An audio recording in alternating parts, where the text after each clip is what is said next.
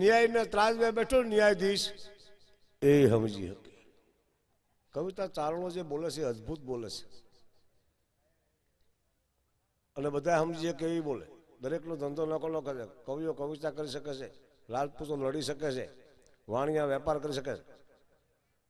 હમણાં એક વાણિયો ન્યાયાધીશ થયો બોલો.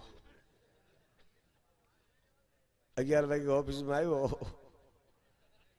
એક તોમતદારને લાવ્યા ભેગી 3 મહિનાની જેલ કહી દીધી કે પૂરી દો, 3 મહિનાની જેલ જાઓ.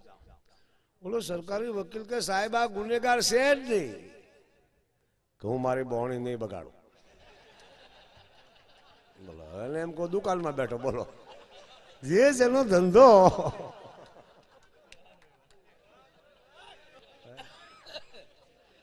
એટલે આ તો તમને ઉપરથી મુલાકાત આપું છું. બાકી ભગત બાપુએ તો જો કુદરતી વર્ણનો કર્યા છે. વડલાના, પહાડના,